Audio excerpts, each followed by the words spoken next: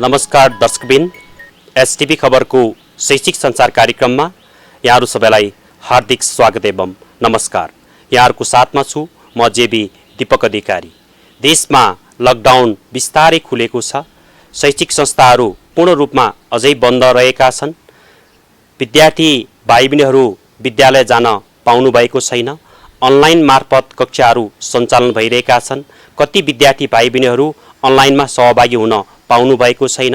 अभिभावकज्यूहरूको व्यवसाय धेरै बन्द रहेको छ। केही व्यवसायहरू खुल्ने सुरुवाती भएको छ। तैपनि अझै पनि देशमा लकडाउनको हल्ला व्यापक भएको छ। कोरोनाको तेस्रो लहर आउँछ भन्ने हल्ला धेरै भइरहेको छ। सबैजना चिन्तित हुनुहुन्छ। आफूलाई यो मनलाई सान्त्वना दिने आधार अहिले केही पनि रहेको छैन। उहाँहरू अहिले दिनानुदिन आफ्नो दैनिकी गुजार्नलाई पनि वातावरण सोचेको जस्तो भइरहेको छैन। त्यसको बावजुद पनि उहाँहरूले आफ्नो घरमा विद्यार्थी भाइबहिनीहरूलाई पढाइराख्नु भएको छ। आफ्नो घरको जुन सञ्चालन गर्नुपर्ने छ त्यसलाई नियमित रूपमा सञ्चालन गरिराख्नु भएको छ।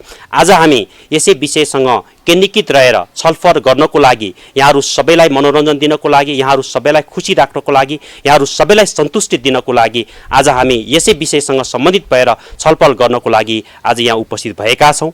हामी यहाँहरूलाई यो देशको लाइफ कोच तथा मोटिभेसनल स्पिकर तथा साइकोलोजिकल काउन्सिलर हुनुहुन्छ आदरणीय रबिन कटवालज्यू, म उहाँलाई आजको हाम्रो यस महत्त्वपूर्ण छलफल कार्यक्रममा हार्दिक स्वागत गर्न चाहन्छु। हाम्रो यस महत्त्वपूर्ण शैक्षिक सञ्चार कार्यक्रममा यहाँलाई स्वागत छ। हजुर, नमस्कार दीपक सरलाई र सम्पूर्ण दर्शकहरूलाई म न्यानो नमस्कार गर्न चाहन्छु। विशेष गरी एसटिभी खबर टिमलाई म धन्यवाद पनि दिन चाहन्छु। सन्चै हुनुहुन्छ? के गर्दै हुनुहुन्छ आजभोलि? जीवन कसरी चल्दैछ? हजुर, अहिले पछिल्लो समयमा हामी जस्तो मनोपरामर्शको क्षेत्रमा काम गर्ने हामी थुप्रै व्यक्तित्वहरू यो विषम परिस्थिति, विशेष गरी कोभिड-19ले सिर्जना गरेको यो महामारी र यो महामारीले समेत सिर्जना गरेको अहिलेको जुन एउटा मानसिक र जुन सामाजिक अवस्थाहरू चाहिँ अत्यन्तै कमजोर बनिरहेको छ हर व्यक्तिहरूको। यसकारण हामी जस्तो मनोपरामर्शकर्ताहरू अहिले व्यक्तिलाई मनोपरामर्श दिने कुरा, व्यक्तिमा आशाको दियो जगाउने कुरा र उनीहरूलाई चाहिँ हिजोको जस्तै आफ्ना दिनचर्याहरूलाई नियमित बनाउने कुरामा हामी थुप्रै त्यस्ता प्रोग्रामहरू गर्दैछौँ। र म पनि पर्सनल्ली विभिन्न सङ्घ संस्था, शैक्षिक संस्थाहरू, विभिन्न व्यवसायिक घरानाहरूमा चाहिँ विभिन्न खालका प्रशिक्षणहरू, काउन्सिलिङ प्रोग्रामहरू नै गरिराखेको छु भर्चुअल्ली। यिनै कुराहरूमा म व्यस्त छु। खुसी लाग्यो, धेरै खुसी लाग्यो। अब भनिदिनुहोस् जनतालाई, मानिस स्वस्थ रहन र खुसी रहन के गर्नु पर्ला? वास्तवमा यो खुसी र सुखी जीवनको राज चाहिँ बडो सरल छ।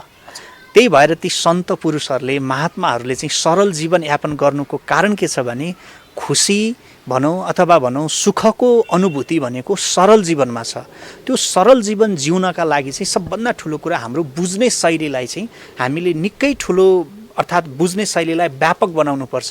सोच्ने र बुझ्ने शैली अलिकति बदल्न सक्यो भने हाम्रो जिन्दगी बदलिन सक्छ। हुन त मानिसले विश्व बदल्ने कुरा गर्छन्, तर हामी भन्छौँ विश्व बदल्नु अगाडि आफ्नो देश बदल्नुहोस्, देश बदल्नु अगाडि आफ्नो समाज बदल्नुहोस्, समाज बदल्नु अगाडि आफ्नो परिवार बदल्नुहोस्, परिवार बदल्नु अगाडि आफूलाई बदल्नुहोस् र आफूलाई बदल्नु अगाडि आफ्नो सोच्ने र बुझ्ने शैली बदल्नुहोस्।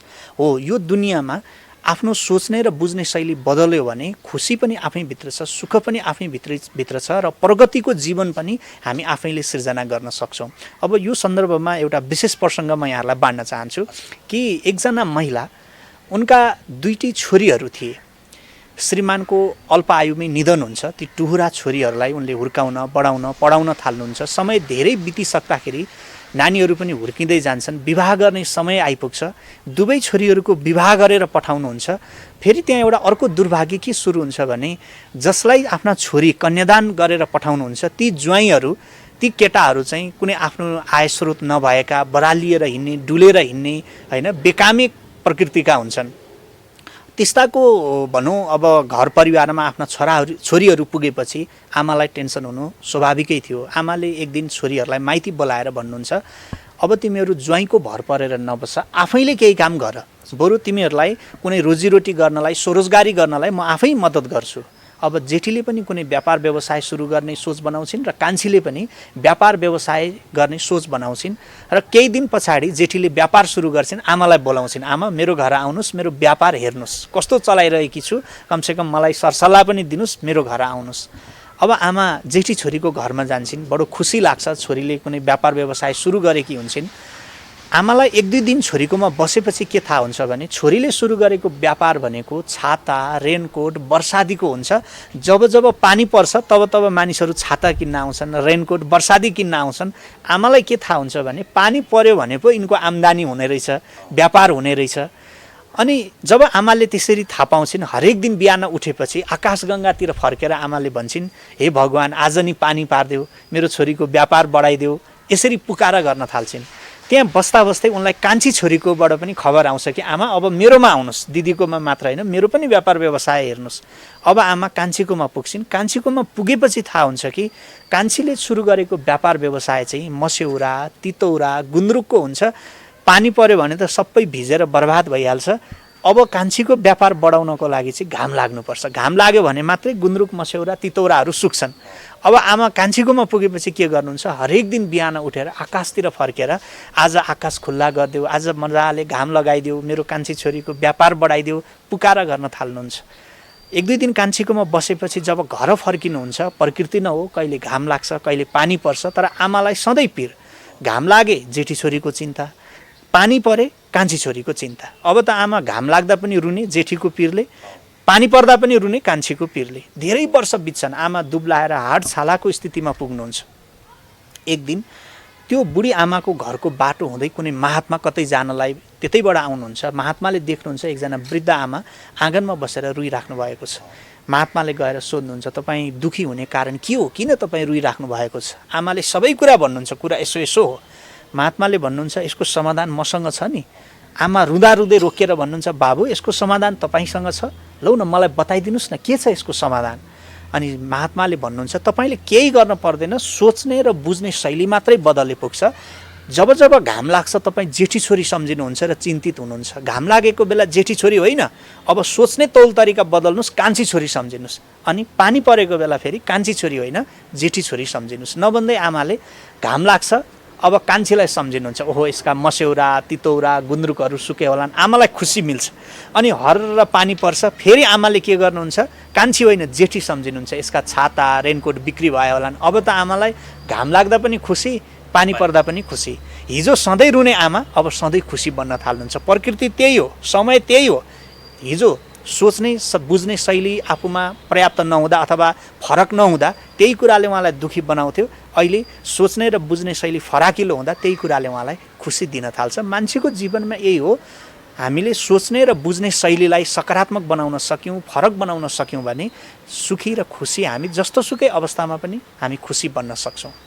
म धेरै ठाउँमा म पुग्छु, धेरै मान्छेले भन्नुहुन्छ हामीले विभिन्न आफ्नो जीवन परिवर्तन गर्नको लागि धेरै गर्न कोसिस गर्छौँ, तर आफ्नो सोचेको जस्तो जीवन परिवर्तन हुन सकेको छैन। उहाँले भन्नुहुन्छ, आदरणीय रविन कटवालजीलाई भेट्नुभयो भने यहाँले आफ्नो प्रश्न राखिदिनु होला। आत्मनिर्भर बन्नको लागि हामीले के कस्ता कार्यहरू गर्नुपर्छ, उहाँसँग एकचोटि सल्लाह हामीलाई आवश्यक पर्नेछ। एकचोटि हामीलाई सल्लाह प्राप्त गर्नको लागि उहाँसँग एकचोटि कुरा राखिदिनु भन्नुभएकोले गर्दाखेरि यहाँको के छ, आत्मनिर्भर बन्नको लागि कस्तो खालको सल्लाह? एकदमै थ्याङ्क यू दिपक सर। अब आम जनमानसको सबै व्यक्तिहरूको प्रतिनिधिमूलक प्रश्न राख्नुभयो। अब आत्मनिर्भरताको अर्थ के हो भने मानिसले आफ्नो स्वावलम्बी जीवन जिउनु पर्यो।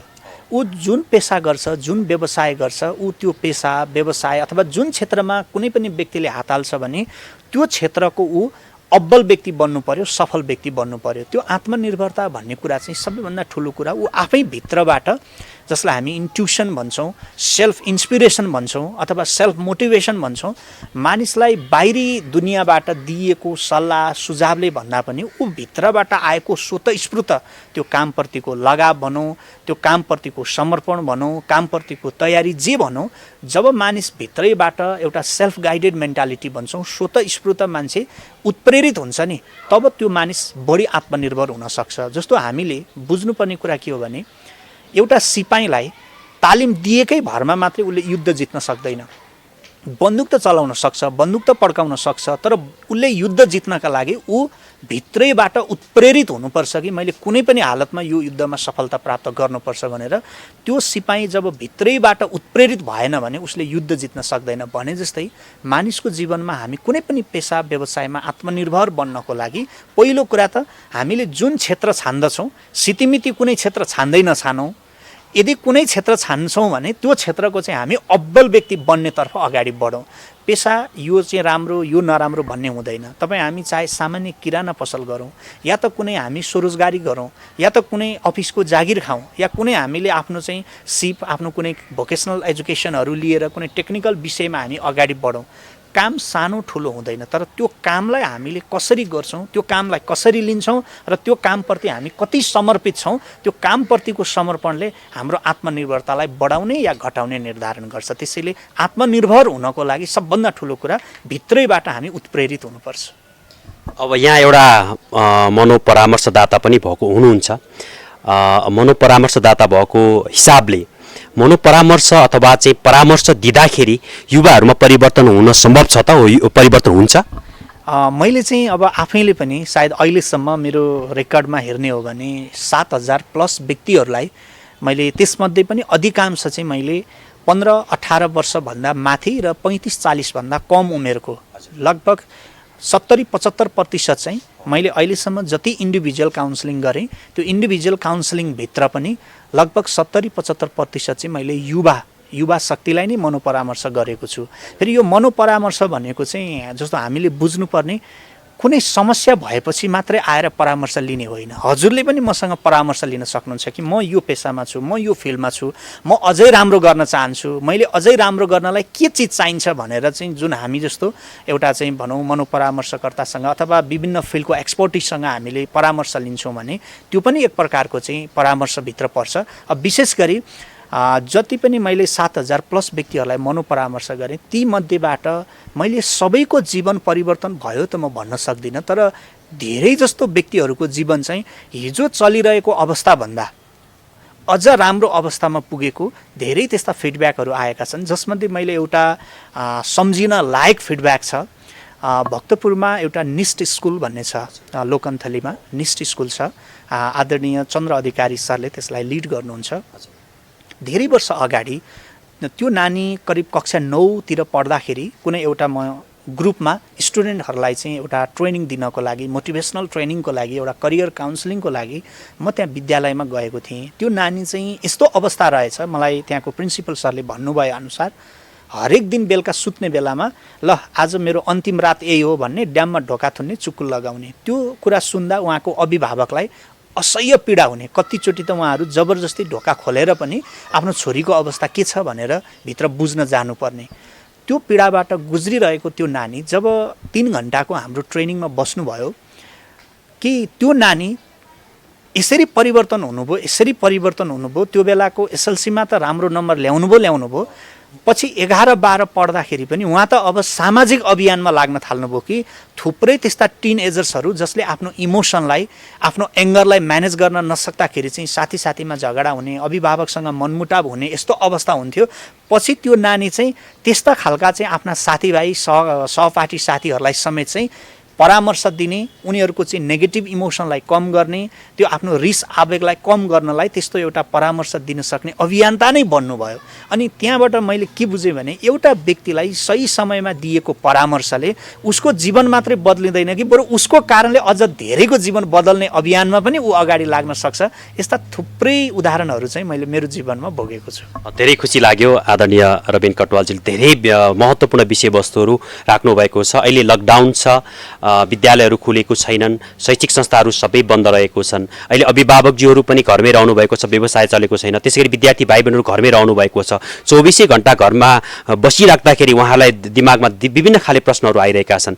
अब घरमा रहने ती विद्यार्थी बालबालिका अथवा भाइ बहिनीहरू, त्यसैगरी अभिभावकज्यूलाई असल जीवन गुजार्नको लागि यहाँले कस्तो खालको सल्लाह दिनुहुन्छ? हजुर, यो समय महामारीको कारणले गर्दा आफैमा यो उपयुक्त समय त होइन समग्रमा हेर्दा, तर आफ्ना बालबालिकालाई सही संस्कार सिकाउन चाहने अभिभावकका लागि चाहिँ यो चाहिँ अत्यन्तै उपयुक्त समय हो। किनभने हिजो मानिस हामी व्यवसायको कारणले आफ्ना कुनै जागिरे जीवनको क्रममा चाहिँ हामी अत्यन्तै व्यस्त थियौँ, आफ्ना छोराछोरीलाई हामी समय दिन सक्दैनथ्यौँ। तर यो विगत भनौँ 12-14 महिना अगाडिदेखि हाम्रो अलमोस्ट अल टाइम हाम्रो घरमै परिवारसँगै हामी एउटा निश्चित एरियामै हाम्रो समय बिताइरहेका छौँ। यसर्थ यतिखेरै राइट टाइम हो जसले आफ्ना छोराछोरीलाई आफ्नो संस्कार, आफ्नो रीतिरिवाज, छोराछोरी पनि कुन बाटोमा हिँडिरहेका छन्, उनीहरू सही बाटोमा छन् छैनन् भनेर पत्ता लगाउने समय छोराछोरीको लागि यतिखेरै हो। यो बेलामा एउटा अभिभावकले आफ्ना बाबु नानीहरूको सङ्गत कस्तो छ, बोलीचाली बानी बेहोरा कस्तो छ, त्यति मात्रै नभएर छोराछोरीहरूका इच्छा चाहनाहरू के छन्, उनीहरू जीवनमा कस्तो मानिस बन्न चाहन्छन्, त्यो व्यक्ति बन्नका लागि उनीहरूलाई अहिले बेस, उनीहरूको फाउन्डेसन कति बलियो हुनुपर्छ, कस्तो कस्तो चिजको तयारी चाहिन्छ। जस्तो उदाहरणलाई कोही डक्टर बन्न चाहला, कोही मेडिकल इन्जिनियरिङ फिल्डमा जान चाहला, त ऊ इन्जिनियरिङ फिल्डमा मेडिकल फिल्डमा जान चाहन्छ भने उदाहरणको लागि उसको म्याथ, साइन्स लगायतका विषयहरूमा उसको अध्ययन कस्तो छ, यी धेरै कुराहरू आफ्ना छोराछोरीहरूलाई जान्ने, चिन्ने र आफ्ना छोराछोरीहरूलाई चाहिँ सही किसिमको वातावरण दिएर हुर्काउने समय चाहिँ लकडाउनले हामी अभिभावकलाई दिएको छ। अब विद्यार्थीकै कुरा गर्ने हो भने पनि सधैँ कक्षा कोठामा गएर सधैँ कक्षाका चाहिँ शिक्षकहरूको मात्रै कुरा सुनिरहँदा, त्यही मात्रै होमवर्क, त्यही मात्रै टेक्स्टबुक मात्रै पढिरहँदा धेरै विद्यार्थीहरूलाई चाहिँ बाहिरी दुनियाँका नलेजहरूमा उनीहरूलाई चाहिँ साक्षात्कार हुन पाएका थिएनन्। तर यो पछिल्लो 1 वर्ष यता विद्यार्थीहरूसँग एउटा यस्तो समय छ, उनीहरूले निश्चित समय अनलाइनमा क्लास लिन्छन्, बाँकी समय उनीहरूले विश्वका धेरै इन्फर्मेसनहरू लिन सक्छन्। अब यसबाट एउटा विद्यार्थीले जीवनमा म कस्तो मानिस बन्ने, कसरी बन्ने, मैले कस्तो खालको लक्ष्य निर्धारण गर्ने, समाजमा कुन क्षेत्रका मानिसहरूले कस्तो सफलता हासिल गरेका छन् भनेर एउटा विद्यार्थी जुन चाहिँ करिब 12-13 वर्षभन्दा माथिको हर कोही विद्यार्थीले जीवन जगत बुझ्ने र भोलि म कस्तो मानिस बन्ने भनेर चाहिँ आफ्नो ड्रिम सेट गर्ने यो राइट टाइम हो। त्यसले गर्दा महामारी अथवा यो लकडाउनको परिस्थितिले सबै कुरामा नकारात्मक कुरा मात्रै ल्यायो भन्न सकिँदैन। अभिभावक र विद्यार्थीका लागि यो अत्यन्तै उपयुक्त समय हो कि हाम्रा पेसा व्यवसाय रोजीरोटी बन्द भए तापनि घरभित्रको वातावरणलाई स्वस्थ बनाउन, सुन्दर बनाउनको लागि यो राइट टाइम हो। धेरै अभिभावकले यो कुरालाई बुझ्नु भएको छ र धेरै चिन्तित अभिभावकहरू जो चाहिँ परिवारप्रति आफू सचेत हुनुहुन्थ्यो, आफ्ना छोराछोरीप्रति सचेत हुनुहुन्थ्यो, ती अभिभावकले चाहिँ यो समयलाई बहुतै उपयोगी काममा बिताइराख्नु भएको छ। तर समाजमा फेरि अर्को एउटा चाहिँ समूह पनि छ। यो समयमा अत्याधिक धेरै सामाजिक सञ्जालमा झुन्डिने विद्यार्थी मात्र होइन, अभिभावक स्वयं पनि श्रीमान श्रीमतीको बिचमा समेत मनमुटावहरू सिर्जना गर्ने, जुन जति पनि कुराहरू चाहिँ कहिलेकाहीँ गौतम बुद्धले भने जस्तै आवश्यकताभन्दा बढी सबै कुरा विष हो भन्नुभएको थियो। सायद यो पर्याप्त समय पनि कसैका लागि फेरि त्यो चाहिँ विष बनिरहेको छ होइन। अभिभावक छोराछोरीप्रति चाहिँ भनौँ एक इरिटेसन हुने, छोराछोरी अभिभावकप्रति इरिटेट हुने, श्रीमान र श्रीमती बिचको चाहिँ वितृष्णा जाग्ने, यस्ता धेरै कारणहरू चाहिँ समयलाई सही किसिमले व्यवस्थापन गर्न नसक्दा र फ्रुटफुल उपयोगी कुरामा आफ्नो समय व्यतीत गर्न नसक्दा चाहिँ यस्ता खालका नकारात्मक असर पनि परेका छन्। र त्यो नकारात्मक असरलाई कम गर्न हामी जस्तो मनोपरामर्शको क्षेत्रमा काम गर्ने व्यक्तिहरूले अहिले भर्चुअल माध्यमबाट, इन्डिभिजुअल माध्यमबाट हामीले त्यो नकारात्मक असरलाई कम गर्ने अभियानमा हामी लागिरहेका छौँ। धेरै खुसी लाग्यो उहाँले यो समाज परिवर्तनको लागि खेल्नुभएको भूमिकाप्रति हामी एसटिभी खबरको तर्फबाट उहाँलाई सलाम व्यक्त गर्न चाहन्छौँ। किनभने यो समाज परिवर्तनको बाटो अगाडि बढ्दैछ। यो समाजलाई अगाडि बढाउनको लागि, परिवर्तन गर्नको लागि उहाँले खेल्नु भएको भूमिका अझ यो देशको लागि महत्त्वपूर्ण र आवश्यक रहेको छ। अब हामीले अहिले देखिरहेका छौँ लकडाउन भएको छ, व्यवसाय चलेको छैन। हामीले हिजो अस्ति भेटिरहेको मान्छे पनि आज भेट्दाखेरि उहाँलाई निराश देखिन्छ। कुरा गर्न खोज्यो भने उहाँहरू एकदमै रिसाहा जस्तो देखिन्छ। भन्ने बित्तिकै राम्रो जवाफ पनि दिनुहुन्न। पहिला जसरी हाँसी खुसीको साथ कुराकानी गर्नुहुन्थ्यो, आज भोलि उहाँहरू हाँसी खुसीको साथ कुराकानी पनि गर्नुहुन्न। यो समाज कता कता निराशातिर गएको हो कि भन्ने पनि लागिरहेको छ। यसको लागि समाजमा रहने व्यक्तित्वहरूलाई निराशा नहुनको लागि यहाँले कस्तो खालको सुझाव सल्लाह दिनुहुन्छ? एकदमै हामीलाई के लाग्छ भने यो कोभिड-19 अथवा यो महामारीले हाम्रो खुसी खोस्यो, हाम्रो रोजगारी खोस्यो जस्तो लाग्छ। तर यसलाई एक हिसाबले हेर्ने हो भने चाहिँ एउटा लेभलमा बुझ्ने मानिसले के बुझ्छ भने जिन्दगीमा सुख र दुःखका दुवै क्षणहरू हाम्रो जीवनमा आउँछन्। फरक यति हो, व्यक्तिगत रूपमा जस्तो तपाईँलाई दुःखको क्षण आउँदा कोही अर्को व्यक्तिलाई सुखको क्षण पनि आएको हुन्छ, अथवा मलाई दुःखको क्षण आइपर्दा हजुरलाई त्यही बेलामा सुखका क्षणहरू पनि आएका हुन्छन्। जुन कुरा हामीले कसैको घरमा कुनै परिवारको सदस्यको मृत्यु भइरहँदा अस्पतालमा कसैको बच्चा जन्मिरहेको हुन्छ होइन, एउटा आमाका लागि आफ्नो सन्तान जन्मिनु, सकुशल जन्मिनु त्योभन्दा ठुलो खुसी के हुन सक्छ।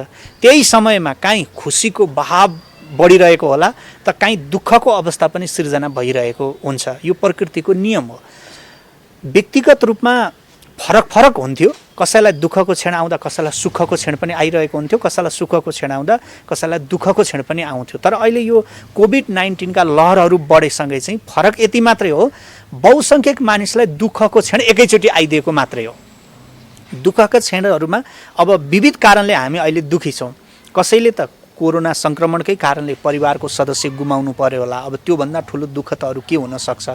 कसैले आफ्नो व्यापार व्यवसाय गुमाउनु पर्यो होला, आम्दानीका ढोकाहरू बन्द हुँदाखेरि आम्दानीको हिस्सा गुमाउनु पर्यो होला। यी धेरै कुराहरूमा धेर थोर सबै मानिसले सबै कुरा गुमाएकै छ।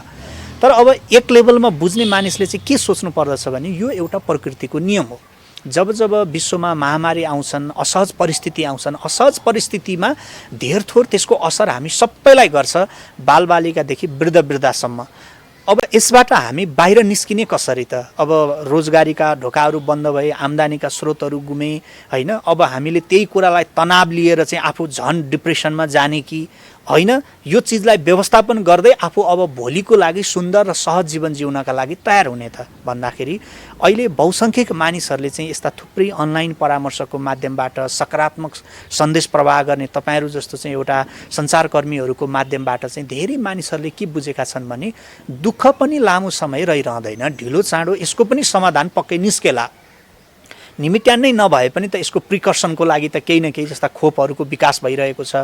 विश्वका चाहिँ लाखौँ स्वास्थ्य क्षेत्रमा काम गर्ने रिसर्चरहरू, वैज्ञानिकहरू चाहिँ यो कोभिड-19 को चाहिँ भनौँ यो भाइरस विरुद्ध चाहिँ के कस्ता आविष्कार गर्न सकिन्छ, यसलाई कसरी कम गर्न सकिन्छ या निमित्यान्न बनाउन सकिन्छ भनेर लागि परेका छन्। त्यसले गर्दाखेरि चिन्ताको विषय तपाईँको र मेरो मात्र होइन कि चिन्ताको विषय यो सबैको हो। त विश्व दुनियाँ नै यतिखेर चाहिँ यसको समाधानको लागि केन्द्रित छ भने अब हामीले मात्रै टाउको फुटाएर हामी मात्रै बढी चिन्तित भएर हामीले आफ्नो जीवन र आफ्नो पारिवारिक जीवनलाई बर्बाद गर्न हुँदैन। यो बेलामा हामीले आफ्ना निराशालाई कम गरेर आशावादी सोचको विकास गर्ने। त्यो आशावादी सोचको विकास गर्न सबभन्दा पहिलो कुरा चाहिँ म के अनुरोध गर्छु भने सबै दर्शकहरूलाई हामीले बाँच्न पाउनु नै सबैभन्दा ठुलो कुरा हो भनेर सम्झिनु पर्यो। अहिले महामारीको यो क्षणमा हिजो हामीले पढ्थ्यौँ हेल्थ इज वेल्थ भनेर, पढाउँथ्यौँ पनि, तर हामीले महसुस गरेका थिएनौँ। अहिले आएर हामीले महसुस गऱ्यौँ स्वास्थ्य नै सबैभन्दा ठुलो कुरा रहेछ, हामी बाँच्न पाउनु नै सबैभन्दा ठुलो कुरा हो। यसरी बुझौँ, हाम्रो स्वास्थ्य ठिक छ, हामी शारीरिक र मानसिक रूपमा ठिक छौँ भने त हामीले हिजो पनि जिरोबाटै सुरु गरेका हौँला। हिजो पनि हामीले घर घडेरी जाय जेथा अथवा धनमाल हामीले नै जोडेको थियौँ। फरक यति हो, अहिले सहज परिस्थिति छैन, भोलि सहज परिस्थिति आउला। हामीले अहिले गुमाएका चिजभन्दा झन् राम्रा चिज फेरि जोड्न सक्छौँ, तर हामीले हाम्रो मनस्पटल अर्थात् हामी मानसिक रूपमा हाम्रो मनस्थितिलाई चाहिँ कमजोर बनाउनु भएन। म एउटा विशेष प्रसङ्ग यो क्षणमा बाँड्न चाहन्छु यहाँलाई कि एक दिन एकजना मानिसको घर आग लागि हुन्छ। भीषण आगलागीले उसका घरमा भएका सबै धनमालहरू लत्ता कपडाहरू जलेर नष्ट हुन्छन्। जसोतसो भागेर ज्यान जोगाउन सफल भएका घर मालिक घरभन्दा अलिकति परतिर कतै बसेर आफ्नो जलिरहेको घरलाई नियालिरहेका हुन्छन्। त्यति नै खेर उनका मिल्ने साथी त्यो घरमा आगलागी भएको कुरा थाहा पाएर उद्धारका लागि आइपुग्छन्। अनि उनको ध्यान पहिली घरमालिक कहाँ छ, कतै भित्रै त थुनिएको थिएन, यसो हेर्छन्, नभन्दै घरमालिक सकुशल अवस्थामा घरभन्दा बाहिरपट्टि कतै बसिरहेको छ। भेट्न आएका साथी दौडिँदै ती व्यक्तिको नजिकै पुग्छन्, घरमालिकको नजिकै पुग्छन्, गएर सोध्छन् यो आगलागीबाट के बच्यो के गुम्यो। घरमालिकले भन्छन् एउटा म बाँचेँ, बाँकी सबै कुरा गुम्यो। त्यति नै खेर भेट्न गएका साथीले सान्त्वना दिँदै भन्छन् साथी तिमी बच्यौ त सबै कुरा बच्यो, हिजो तिमीले नै जोडेको होइन र यो सबै कुरा, तिमी रह्यौ त सबै कुरा रह्यो। अब उसले सान्त्वना दिँदै भन्छ हिजो त तिमी एक्लैले सुरुवात गरेका थियौ, एक्लैले जोडेका थियौ, अब त तिमीलाई मद्दत गर्न हामी पनि छौँ, चिन्ता नगर। नभन्दै घरमालिकले बाँच्न पाउनु नै सबैभन्दा ठुलो कुरा हो भन्ने सोच त छ र उसले त्यसपछिका दिनमा ऊ फेरि अझ परिष्कृत भएर अझै उसले चाहिँ मेहनत गरेर काम गर्छ र केही वर्षमा उसले हिजो गुमाएका भन्दा अझै राम्रा धनमालहरू फेरि जोड्न सक्छ हो। यस अर्थमा म तमाम व्यवसायी व्यक्तित्वहरूलाई, तमाम अभिभावकहरूलाई, तमाम व्यक्तित्वहरू जसले चाहिँ सबै चिज गुमिरहेको मात्रै देख्दै हुनुहुन्छ भने तपाईँ सकुशल हुनुहुन्छ भने सबै चिज गुमेको छैन, केही चिज गुम्यो होला, त्यो चिज हामीले फेरि फिर्ता ल्याउन सक्छौँ। त्यसैले यो बेलामा हामी धैर्यता कायम राख्नु पर्यो, संयमित हुनु पर्यो र आफूभित्रको सकारात्मक ऊर्जालाई चाहिँ कमजोर हुन दिनु भएन। हाम्रो मनस्थिति बलियो बनाइराख्नु पर्यो। यो बलियो मनस्थितिले हामी भोलि आउने जस्तोसुकै परिस्थितिलाई पनि जित्न सक्छौँ। यसमै मैले फेरि जोड्न चाहेँ, अहिले आर्थिकको कारणले गर्दाखेरि धेरै मानिसहरूले आफ्नो जीवनलाई बाजी राखेर उहाँहरूले आफ्नो परिवार, नातागोता, साथीभाइ केहीलाई पनि नहेरिकन आफ्नो जीवनलाई पनि बर्बादीतिर लगेको जस्तो पनि निर्णय गरिरहेको अवस्था अथवा भयावह स्थिति सिर्जना भइरहेको छ। धेरैले आत्महत्यासम्म गर्नुभएको छ। देशको विभिन्न ठाउँमा, विभिन्न जिल्लाबाट हामीले डाटा सङ्कलन गरेर हेर्दाखेरि दिनानुदिन यस्ता घटनाहरू बढ्दै गएको छन्। अब यसलाई रोकथाम गर्नको लागि कस्तो खालको उपायहरू अपनाउनु पर्ला? हजुर, मानिस जन्मजात रूपमा नै एउटा त्यो बडो एम्बिसियस एउटा प्राणी हो होइन। उसले एकदमै एउटा परिकल्पनाकै जीवन भए पनि उसले बहुत ठुलो परिकल्पनाको जीवन बाँचेको हुन्छ। त्यो अलिकति जो व्यक्तिहरू अलिक बढी महत्त्वकाङ्क्षी हुन्छन्, मैले अब यहाँ भन्न खोजेको परिकल्पना चाहिँ सबैले गर्छन्, स्वस्थ जीवन जिउँ, समृद्ध जीवन जिउँ, आफ्नो घर, राम्रो बङ्गला, आफ्नो चाहिँ चढ्ने गाडी अथवा समाजमा आफूले दिन खोजेको डोनेसन राम्रो गर्न सकियोस् भन्ने सबैलाई चाहना हुन्छ। त्यो चाहना राख्ने मानिसभित्र पनि कोही चाहिँ यति महत्त्वकाङ्क्षी हुन्छन् कि त्यो महत्त्वकाङ्क्षी मान्छेले चाहिँ के गर्छ भने चाहना मात्रै राख्छ तर उसँग एक्सन प्लान हुँदैन। जस्तो मैले कार्ययोजना नहुँदाखेरि असफल हुन्छ। जस्तो मैले चन्द्रमामा म पुग्छु भन्ने चाहना चाहिँ राखेँ, म एक दिन चन्द्रमामा पुगेर मात्रै मर्छु भने, तर मैले त्यसको तयारी कति गरेँ त? चन्द्रमामा पुग्नलाई मैले चाहिँ के कस्ता तयारी गर्नुपर्छ, के कस्तो चिज चाहिन्छ, म आफू पनि कति त्यसमा चाहिँ अभ्यस्त हुने हो भन्ने कुराको यदि मैले तयारीसहित अगाडि बढ्छु भने मेरो त्यो महत्त्वकाङ्क्षी योजना पुरा हुन सक्ला, मेरो ड्रिम पुरा होला। तर चाहना चाहिँ राख्ने तर एक्सनमा नजाने, यो समाजमा अथवा दुनियाँमा निराशा ती व्यक्तिहरूमा चाँडो आउँछ जुन व्यक्तिसँग एक्सन प्लान हुँदैन। बुझ्नुभयो त? जोसँग एक्सन प्लान हुन्छ अथवा जीवनमा म यस्तो अवस्थामा यसरी अगाडि बढ्छु भनेर जसले योजनासहित अगाडि बढ्छ, त्यो योजनासहित अगाडि बढ्ने मान्छेले चाहिँ असहज परिस्थितिमा पनि उसले के बुझ्छ भने यो प्लान अब लागू हुँदैन, अब म अर्को प्लानबाट जान्छु। उसँग विकल्प हुन्छ। विकल्प देख्ने मानिस निराश हुँदैन। जो व्यक्तिले जीवनमा विकल्प नै देख्दैन, विकल्प नै नदेख्ने मान्छेहरू चाँडो निराशामा पुग्छ। त्यसले गर्दा चाहे हामी युवा हौँ, चाहे हामी व्यवसायी हौँ अथवा चाहिँ एउटा परिपक्व मानिस किन नहौँ, जीवनमा हाम्रो आफ्नो आफ्नै योजना हुनुपर्छ। एउटा 40 वर्षको मानिससँग त्यही किसिमको योजना हुन्छ भने एउटा 16 वर्षको युवासँग अथवा टिनेजरसँग त्यही किसिमको योजना हुनु पर्यो। 16 वर्षको बच्चासँग आफ्नो करियर कसरी स्ट्रङ बनाउने भन्ने कुराको योजना हुनु पर्यो भने 40 वर्षको व्यक्तिसँग आफूले सुन्दर सार्थक जीवन कसरी जिउने, एउटा सामाजिक जीवन कसरी जिउने, घर परिवारलाई व्यवस्थित कसरी गर्ने भन्ने कुरामा उसले पनि योजना बनाउनु पर्यो। त्यसैले म अपिल गर्छु, जिन्दगीमा धेरै मानिसहरू भेट्यौँ हामीले जसले शायरी मात्रै लेखे। म भन्छु शायरी मात्रै लेख्ने मानिसले जीवनमा भनौँ निराशालाई कम गर्न सक्दैन, बरु डायरी पनि लेख्ने बानी गर्नुहोस्। त्यो डायरीको अर्थ चाहिँ यहाँ फेरि त्यसलाई साहित्य सिर्जनालाई मैले त्यस्तो अन्यथा ठानेको होइन। शायरी लेख्नु पनि त ठुलो सिर्जना हो। मैले भन्न खोजेको साहित्यमा कुनै एउटा चाहिँ उस बहावमा मात्रै जानु भएन। हामी रियालिटीमा बाँच्नका लागि चाहिँ हामीले जिन्दगीमा डायरी यानि कि कार्ययोजना बनाउनु पर्यो जिन्दगीमा। त्यसो हुँदाखेरि चाहिँ यो आम्दानीको ढोका बन्द भयो भने पनि अब म फरक किसिमको पेसा व्यवसायमा हात हाल्छु भनेर जति विकसित देशका सम्पन्न मानिसहरू छन् अथवा सफल मानिस भनौँ दुनियाँमा, ती मानिसहरूसँग विकल्प हुन्छ र त्यो विकल्पलाई चाहिँ उनीहरूले विकल्प लिन्छन् अनि त्यसमा आफूले सङ्कल्प पनि लिएर अगाडि बढ्छन्। तर हामी चाहिँ जो व्यक्तिहरू चाँडै निराश हुन्छन् उनीहरूसँग सपना मात्रै हुन्छ, योजना हुँदैन। त्यसैले मेरो अपिल के छ भने हामीले सपना बुन्छौँ भने त्यसको कार्ययोजना पनि कसरी त्यो सपना पुरा गर्ने भन्ने योजना पनि सँगसँगै बनाऊ। त्यसो हुँदाखेरि हामीमा निराशा कम हुन्छ। अब यो निराशा उत्पन्न हुने चाहिँ कहिलेकाहीँ कस्तो पनि हुन्छ भने अनएक्सपेक्टेड सिचुएसनहरू आइदिन्छ मान्छेको जीवनमा अनि त्यो असहज परिस्थितिसँग जुझ्न सक्ने मनस्थिति हामीमा बलियो भएन भने पनि मानिसहरू चाहिँ त्यस्तो नकारात्मक सोचको र निराशाको शिकार भएका छन् र त्यसको अल्टिमेट भनेको आत्महत्यासम्म पनि पुगेका छन्। अझ एउटा हामीले बुझ्नुपर्ने कुरा त के हो भने हुन त तपाईँ जो व्यक्तिहरू चाहिँ समृद्ध जीवन जिउने सपना लिएर अगाडि बढ्दै हुनुहुन्छ उहाँहरूका लागि यो मेसेजले चाहिँ निराशा उत्पन्न गराउला, तर मेरो अर्थ चाहिँ निराशा उत्पन्न गराउनु होइन। संसारका धनाढ्य व्यक्तिहरूको जीवन हेर्नुहुन्छ भने संसारका धनाढ्य व्यक्तिहरूको मृत्यु चाहिँ 62% धनाढ्य व्यक्तिहरूले आत्महत्या गरेर मरेका छन्।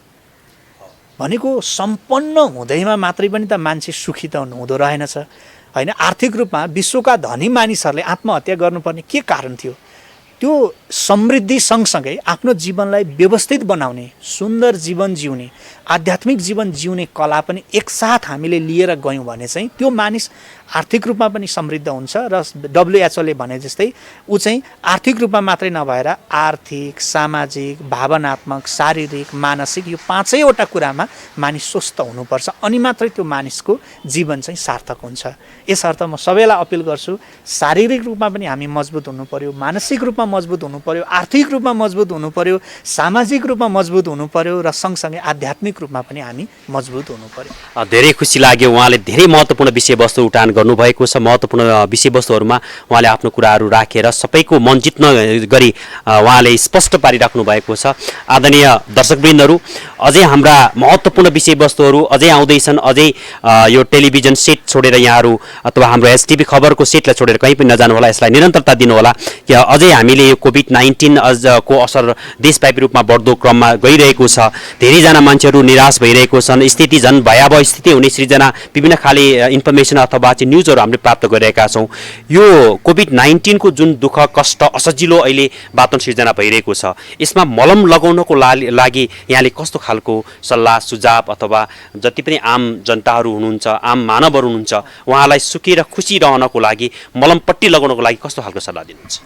यतिखेर जतिखेर भनौँ यो पहिलो लकडाउन गत साल करिब चैत 11-12बाट सुरु भयो, विशेष गरी सबै मानिसले चाहिँ सम्झिने भनेको गत साल चैत 11 गते एसई परीक्षा स्टप भयो, त्यस पछाडि अलि भयावह स्थिति सिर्जना भयो भन्ने कुरा आम जनमानसलाई पर्यो र त्यसको केही समय पछाडिदेखि नै हामी सामाजिक क्षेत्रमा काम गर्ने र म विशेष गरी व्यक्तिहरूलाई चाहिँ उत्प्रेरणा जगाउने क्षेत्रमा विगत 14 वर्षदेखि काम गर्दै आएको कारणले गर्दा मैले त्यतिखेरैदेखि सबै मानिसलाई अपिल गर्दै आएको र मैले पटक पटक भन्ने र तमाम व्यक्तिहरूले पनि अहिले भन्ने कुरा के हो भने यो जुन फिजिकल डिस्टेन्स जसलाई हामी अब लकडाउनको कारण पनि लकडाउन गर्नुको उद्देश्य जसलाई हामी तनको दूरी भन्छौँ, तनको दूरी हामीले बढाए पनि मनको दूरी चाहिँ झन् नजिक बनाउनु पर्ने अवस्था अहिले आएको छ।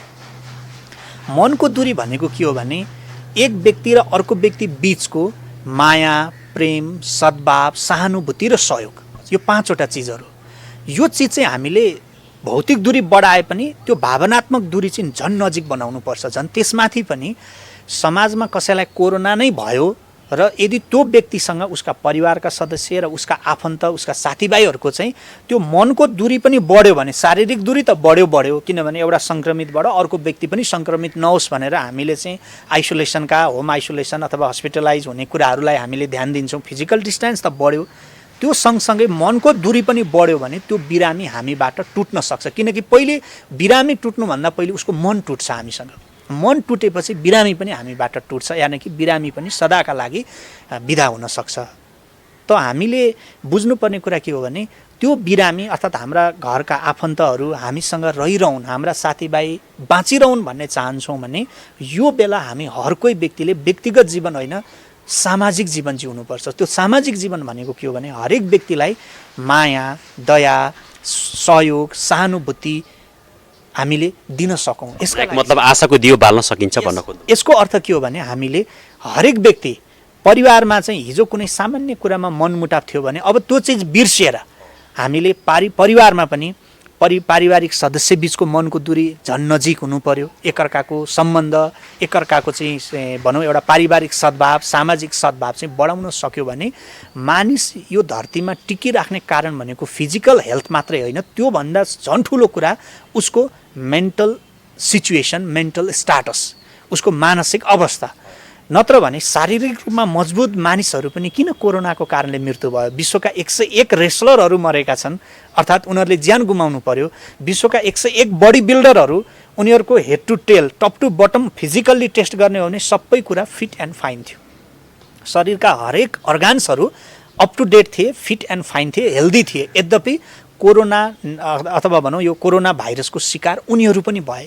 शारीरिक रूपमा मजबुत व्यक्तिहरू पनि मानसिक रूपमा मजबुत नहुँदाखेरि ज्यान गुमाउँदा रहेछन्, जुन कुरा यो महामारीले हामीलाई सिकाएको छ। त्यही भएर स्वास्थ्य क्षेत्रमा काम गर्ने हर कोही व्यक्तिहरूको एउटै भर्सन के छ भने आफ्नो आत्मबल, मनोबल बलियो बनाउने, आत्मबल जगाउने, आशाको दियो जगाउने, आफूभित्र सकारात्मक सोचहरूको सकारात्मक भावनाहरू बढाउने, यो नै सबैभन्दा उत्तम विकल्प हो भनेर अहिले त्यो क्षेत्रका विज्ञहरूले पनि भनिराख्नु भएको यस परिवेशमा हामी मानव बीच चाहिँ एक प्रकारको मनको दूरीलाई नजिक बनाएर भौतिक दूरी बढाए पनि सामाजिक दूरी चाहिँ कम गर्नुपर्छ।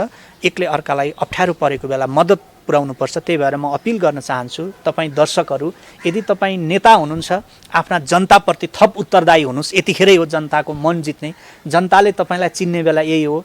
यदि तपाईँ कुनै कम्पनीको सञ्चालक हुनुहुन्छ, आफ्ना ग्राहक र कर्मचारीप्रति थप उत्तरदायी हुनुहोस्, तपाईँलाई पनि चिन्ने बेला यही हो। यदि तपाईँ कुनै सामाजिक सङ्घ संस्थाको नेतृत्वकर्ता हुनुहुन्छ, तपाईँ आफ्नो समूहमा आबद्ध भएका व्यक्तिप्रति र समाजप्रति यतिखेरै जवाफदेही हुनुहोस्, तपाईँलाई पनि चिन्ने बेला यही हो।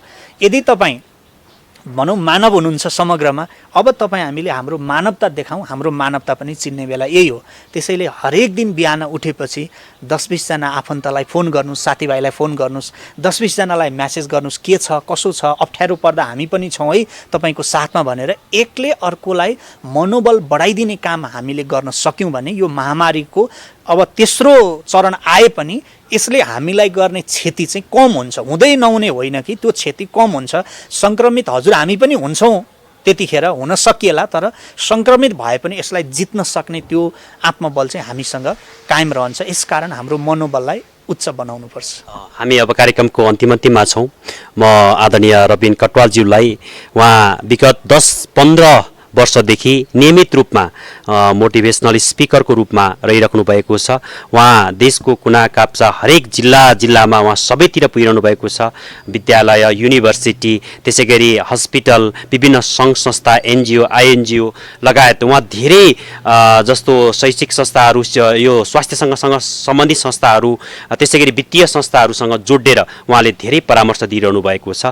म अन्तिममा उहाँलाई एउटा प्रश्न के गर्न चाहन्छु भने हाम्रा देशमा धेरै युवाहरू राम्रो पढ्नुहुन्छ, राम्रोसँग उहाँले आफ्नो अध्ययन सम्पन्न गर्नुभएको छ, तर उहाँहरू 12 क्लास सकिसकेपछि होइन अब यो देशमा सम्भावना छैन, अब म विदेश जान्छु भनेर आफ्नो निर्णयलाई परिवर्तन गरेर उहाँहरू विदेशिनुहुन्छ। ती युवाहरू, ती भएको हाम्रो युवा शक्तिलाई यही नै बसेर केही गर्न सम्भावना छ भन्नको लागि यहाँले सल्लाह अथवा सुझावको रूपमा के राख्न चाहनुहुन्छ? हजुर, मेरो तमाम युवा पुस्ता जो अब्रोड स्टडीको तयारीमा हुनुहुन्थ्यो र विगत यो 14-15 महिना अगाडिदेखि उहाँहरू रोकिराख्नु भएको छ, उहाँ युवाहरू मात्रै नभएर उहाँहरूका अभिभावक समेतलाई मेरो एउटा अपिल छ। त्यो अपिल के हो भने जस्तो नेपालमा उपलब्ध नभएका विषयहरू पनि केही छन् जुन हामी अब्रोडमा नगइकन सुखै छैन। जस्तो चाहे त्यो एरोनोटिकल इन्जिनियरिङको कुरा होस्, चाहे पाइलोटका कुराहरू हुन्, पाइलोटिङका कुराहरू हुन्, अथवा जो नेपालमा त्यो विषयमा अध्ययन गर्न सम्भव छैन त्यसका लागि हामी अब्रोड जानु हाम्रो बाध्यता हो। किनभने हामी विज्ञ बन्न चाहन्छौँ, हामी हाम्रो विज्ञतालाई अल ओभर द वर्ल्ड, हामी विश्वको कुनै पनि ठाउँमा त्यो आफ्नो विज्ञतालाई हामी देखाउन सक्छौँ। तर देशको कुरा गर्ने हो भने, फेरि यो भूगोलको कुरा गर्ने हो भने, राष्ट्रियताको कुरा गर्ने हो भने चाहिँ अब्रोड स्टडिजमा जान नपाएर जति युवाहरू दुखी हुनुहुन्छ, जति अभिभावकहरूलाई दुःख लागेको छ, म भन्छु उहाँहरू दुखी हुनुपर्ने कारण छैन। बरु यो महामारीले हामीलाई के सन्देश दिइरहेको छ भने तिम्रो भविष्य बाहिर होइन, यहीँ पनि छ है, खोज भनेर पनि एउटा चान्स दिएको हुनसक्छ। हामी जस्तो युवाहरूले बुझ्नुपर्ने कुरा के हो भने हामीले विदेशी भूमिमा मात्रै सबै कुरा देख्यौँ भने हाम्रो यो देश कहिल्यै पनि बन्दैन। जस्तो हामीभन्दा अगाडिको जेनेरेसनले पनि यो चिज देख्न सकेन, हाम्रो जेनेरेसनले पनि यो देशमा सम्भावना कम देख्यो या देख्न सकेन, र झन् हामी पछिको भाइ बहिनीहरूले पनि यो देशको सम्भावनालाई देख्न सक्नु भएन भने त दिनानुदिन यो परिस्थिति झन् जटिल बन्छ र हाम्रो देश समृद्ध हुने, यो देश चाहिँ अरू समृद्ध देशको दाँजोमा पुग्ने भन्ने कुरा चाहिँ उही नारामा मात्रै र हाम्रो कुरामा मात्रै सीमित रहन सक्छ। तर म चाहिँ अहिले बडो आशावादी छु। अहिले होइन, विगत म आफै पनि सायद भिजा अप्लाई गरेको भए कुनै पनि देशको चाहिँ भिजा एकचोटि रोकिन्थ्यो होला, दोस्रोचोटि त्यो भिजा ग्यारेन्टेड हुन्थ्यो होला। तर कहिल्यै पनि एम्बेसीमा गएर फर्म भरिएन आजको मितिसम्म। गइयो विदेश, तर कुनै पर्पोजले गइयो, फेरि फर्केर देशै आइयो। तर त्यही नै पलायन हुने भन्ने सोच भएन। त्यसैले मेरो विदेशमा रहनु भएको पनि तमाम युवाहरूसँग समेत मेरो के अपिल छ भने, तपाईँले त्यहाँ हासिल गरेको विज्ञतालाई अब यो देशमा लिएर आउनुहोस्। यो देशमा सानो देश छ, हिमाल पहाड तराई मिलेको देश छ। सायद हजुर हामीले यो बिपी राजमार्गको चाहिँ सिन्धुली बर्दिवास सडकको यात्रा गरेका छौँ भने 20-25 किलोमिटर तल गयो भने एकदमै भवितव्य गर्मी, मरुभूमिको जस्तो आभास हुने वातावरण छ। अलि मास्तिर 10-15 किलोमिटर मास्तिर आयौँ भने मध्यम प्रकृतिको हावापानी छ। अब सिन्धुलीगढीको डाँडोमा आइपुग्यौँ 25 किलोमिटर मास्तिर भने उस्तै पर्यो भने तल सर्ट पनि फुकालौँ जस्तो भएको मान्छेलाई माथि आइपुग्दा ज्याकेट ल्याइनछु भन्ने अनुभूति हुन्छ उति नै खेर। भनेको नेचुरल्ली पनि यति धेरै चिज भएको हाम्रो देश हो। यहाँ हामीले चिसोमा फल्ने फलफुलदेखि लिएर गर्मीमा फल्ने फलफुल बाली सबै उत्पादन गर्न सक्छौँ। हाम्रो देशमा हामीले कृषिलाई आधुनिकीकरण गर्न नसक्दाको कारणले गर्दा कृषि प्रधान देश भए पनि हामी अब खाद्यान्न बालीमा पनि हाम्रो चाहिँ सबै व्यापार घाटा छ। त्यसले गर्दा तमाम तपाईँ वैदेशिक रोजगारमा जानुभएको व्यक्तित्वहरू पनि राष्ट्र फर्किनुहोस्, पशुपालनको क्षेत्रमा तपाईँहरूले अगाडि बढ्नुहोस्, कृषि बालीको क्षेत्रमा अगाडि बढ्नुहोस्, आधुनिक खेतीतर्फ अगाडि लाग्नुहोस्। अनि अब्रोडमा गएर जसले जुन सिप हासिल गर्नुभएको छ, विकसित देशहरू जाने, युरोप, क्यानाडा अथवा भनौँ अमेरिका जाने व्यक्तित्वहरू पनि कमसेकम तपाईँ पनि आफ्नो राष्ट्रमा चाहिँ विरोध मात्रै गरेर होइन, बाहिर बसेर रेमिटेन्स मात्रै त पठाएर होइन कि अब तपाईँको फिजिकल प्रेजेन्स पनि यो देशलाई जरुरी छ। जस्तो अहिले यही हामीले हेरौँ, पछिल्लो समय कोरोनाबाट बच्नका लागि चाहिने उपकरणहरूभित्र PP set, tissue paper, mask, sanitiser जस्ता चिजहरू सुरुमा बाहिरबाट हामीले इम्पोर्ट गर्नुपर्थ्यो। तर अहिले पछिल्लो समय यही देशमा उत्पादन हुन थाल्यो भनेपछि काम गर्यो भने त हाम्रै देशमा पनि त हामीले धेरै चिज उत्पादन गर्न सकेला नि होला। हामीले रकेट नै यहीँ बनाउन नसकौँला, अहिले रकेटै बनाइहाल्ने कल्पना नगरौँला, तर कुनै दिन त्यो पनि सम्भव होला। भनेपछि विदेशमा भएका सबै चिज हामीले यो देशमा बनाउन सक्छौँ।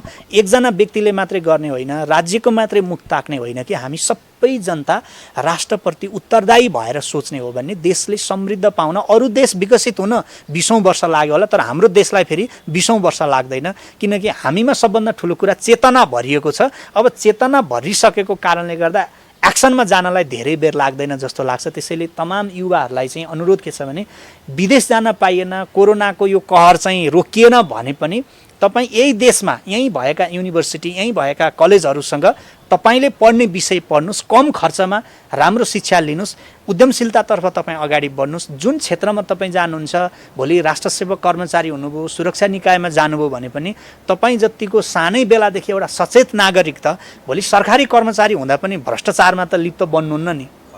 मेरो अपिल त्यहाँ छ। त्यसैले म अहिलेको युवा पुस्तासँग धेरै आशावादी के छु भने, अहिलेको युवा पुस्ता भोलि राज्यको प्रशासनिक, सुरक्षा या त उपल्लो निकायमा पुग्दै गर्दा यो युवा पुस्ता बडो इमान्दार भएर काम गर्नेछ।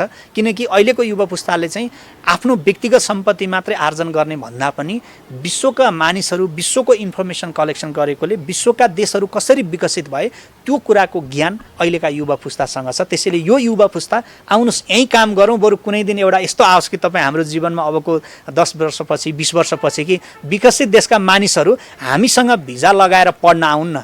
म त के आशावादी छु र मैले त एउटा शैक्षिक संस्थाकै सुरुवात गर्दैछु कि विकसित देशका मानिसहरू हाम्रो जस्तो धर्म, संस्कृति, यहाँको संस्कृति, भाषा, यहाँका चाहिँ हिन्दू, बुद्धिस्ट परम्पराहरू, हामी भित्रका चाहिँ मगर कम्युनिटीभित्र भएका मगर समुदायका परम्परा, राई समुदायका परम्परा, लिम्बू समुदाय अथवा जति पनि छन् नि हाम्रा, यी विविध परम्पराको विषयमा हायर स्टडी गर्न चाहने विदेशी पिएचडी स्कलरहरू त कति छन् जो नेपाल आउन चाहन्छन्।